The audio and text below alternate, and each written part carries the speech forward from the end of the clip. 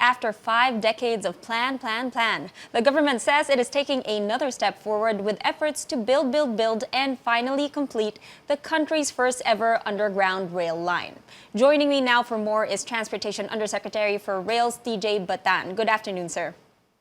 Yes, hi, good afternoon.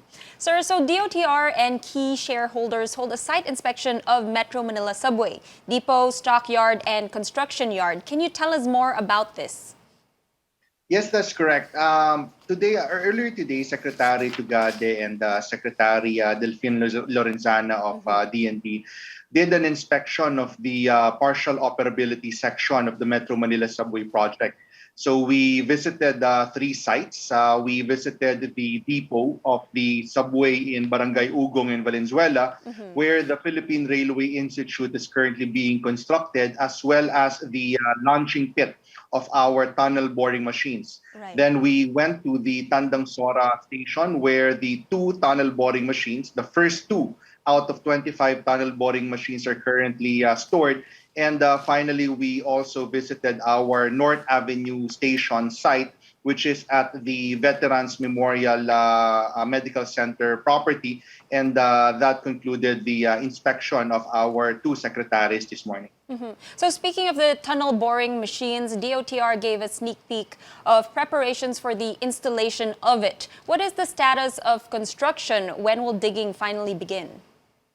That's correct. If you would recall, the first two out of the 25 tunnel boring machines that will be used for the Metro Manila subway project arrived last year in February of 2021.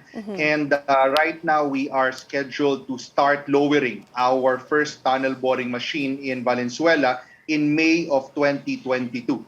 So that means that by the middle of this year, we will be starting our tunneling and our boring works for the subway.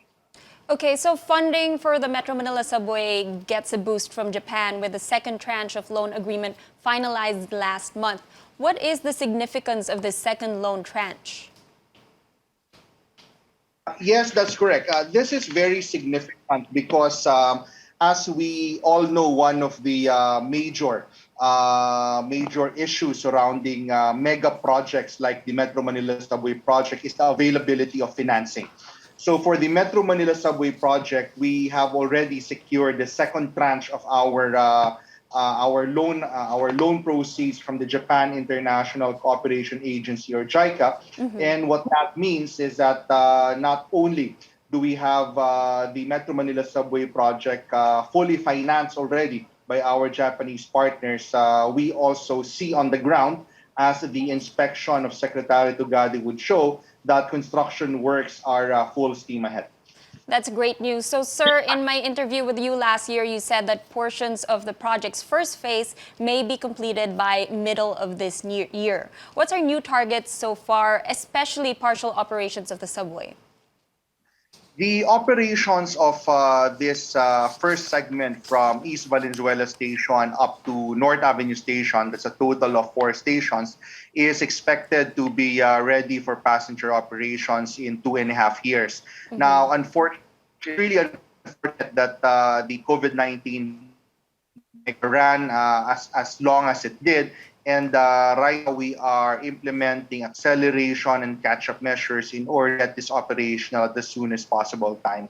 However, we're working on being able to demonstrate and partially run, at least to demonstrate the movement of our trains within the Valenzuela depot by May to June of this year.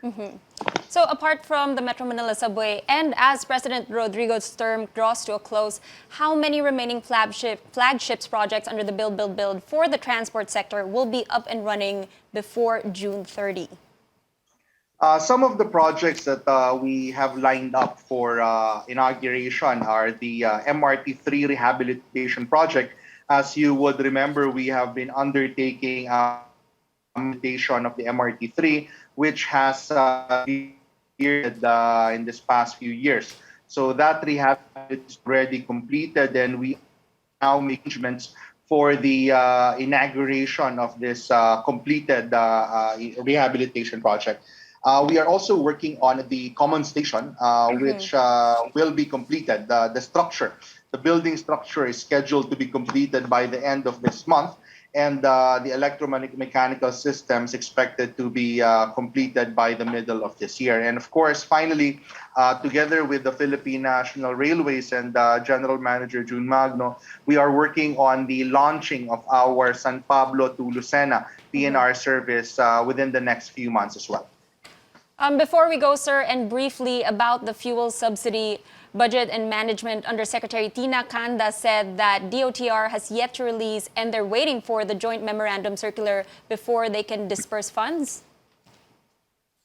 On this, pardon me, but this is road sector matter. But currently, the disbursement of these additional funds are already being processed, and that should be released in due course with the LTFRB and the DOTR road sector.